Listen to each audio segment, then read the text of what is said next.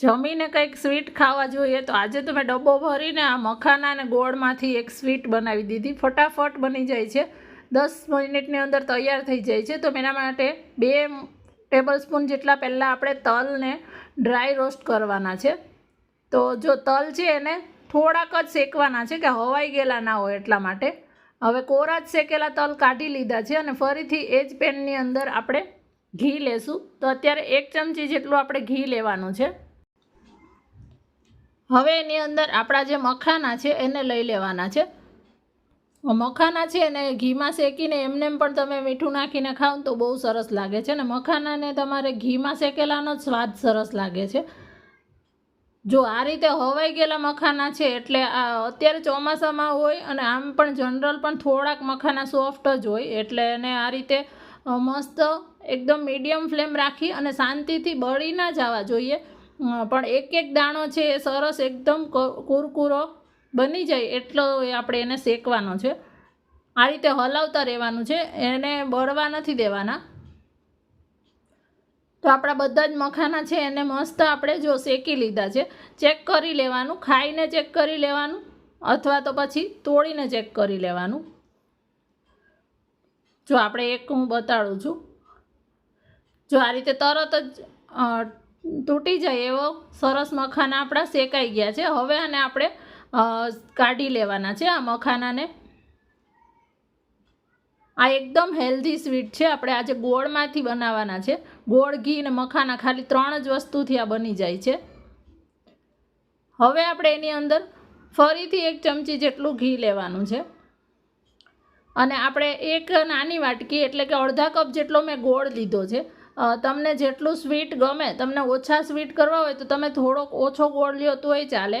અત્યારે હું 1 બાઉલ મોટો મખાનાની સામે આટલો ગોળ લઉં છું અને ગોળને મેં અત્યારે દેશી ગોળ જ લીધો છે. ગેસ અત્યારે મીડિયમ રાખી અને પહેલાં થોડો ગોળને મેલ્ટ કરવાનો છે. જો આ રીતે ગોળ સરસ આપણો મેલ્ટ થઈ ગયો છે. તો હવે ગેસની ફ્લેમ થોડીક મીડિયમ ટુ હાઈ વચ્ચે કરી લેવાની. ફરીથી એકદમ મીડિયમ કરવાની, કારણ કે જો એકસાથે ફટાફટ કરશું ને ફાસ્ટ ગેસ રાખીને તો કડક થઈ જશે. જેવું આપણે ચીકી કે બનાવતા હોય એ જ રીતે અત્યારે આ વર્ક કરે છે.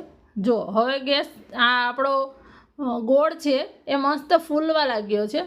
જો આ રીતે એને કન્ટિન્યુઅસલી હલાવતું રહેવાનું છે. તો આટલો આપણો ગોળ બધો જ છે સરસ ફૂલી જાય એટલે તરત જ એની અંદર આપણે થોડુંક મીઠું લેવાનું છે, કારણ કે ગોળની સાથે આમાં થોડુંક ખારાશ આવશે ને તો ટેસ્ટ બહુ જ મસ્ત લાગશે. સ્વીટ ને સોલ્ટી આનો ટેસ્ટ એવો લાગે છે. તમે જો કેરેમલ પોપકોર્ન ખાધા હોય તો સેમ એનો ટેસ્ટ આનો એવો જ આવે છે આ મખાનાનો. હવે એકદમ ચપટી, તમે જોઈ શકો છો, એકદમ ચપટી જેટલા મીઠા સોડા કે બેકિંગ સોડા આપણે લેવાના છે. એ લેવાથી આ આપણો જે ગોળ છે એ હવે જો તમે સરસ ફૂલી જશે અને મખાના છે આસાનીથી બધા છૂટા પડી જશે બનાવ્યા પછી. એટલા માટે આપણે અત્યારે આ ખાવામાં પોચા, આમ કડક ક્રિસ્પી અને પોચા એવી આપણી આ ચીકી તૈયાર થાય. ચીકી પણ આને કહી શકો તમે. જો ગેસ એકદમ સ્લો છે અને આપણા મખાના બધા જ આની અંદર એડ કરી દીધા છે. હવે આપણે ગેસ બંધ કરી દેવાનો છે અને આ આપણું બધું જ છે મખાના અને ગોળને મિશ્રણને મિક્સ કરવાનું છે. અત્યારે મેં ક્લિપ કટ નથી કરી.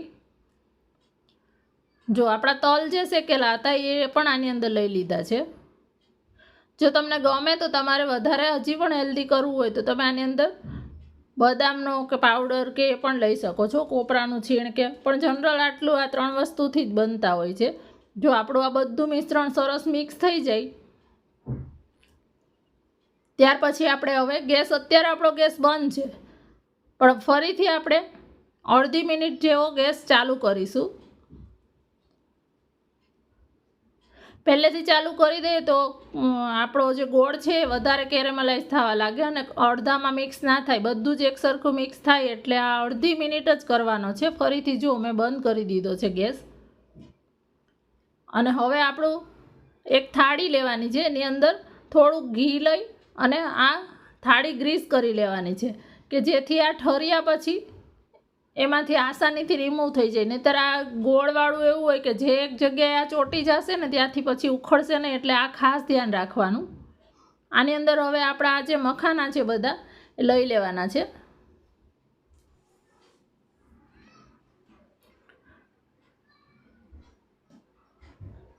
અને હવે આને આ રીતે જ સ્પેચ્યુલાથી થોડા થોડા છૂટા કરી દેવાના છે.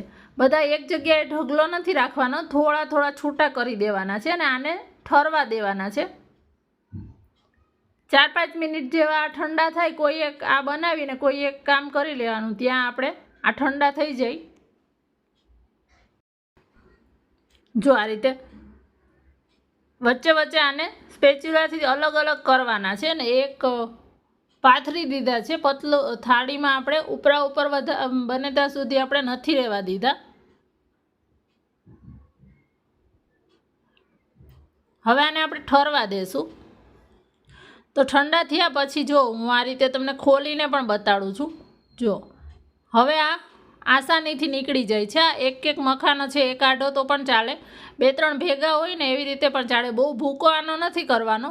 બહુ વધારે તમે એક એક અલગ કરવા જાશું ને તો ભૂકો થઈ જાય છે.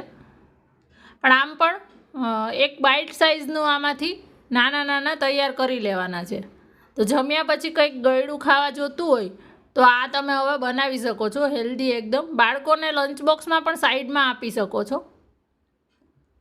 તો તમને આ કેવી લાગી રેસીપી મને કોમેન્ટમાં જરૂરથી કહેજો. એક લાઈક પણ કરી દેજો અને તમારા ફેમિલી અને ફ્રેન્ડ્સ પ્લીઝ શેર પણ કરજો. મારા ઘરમાં તો આ બહુ જ ભાવે છે.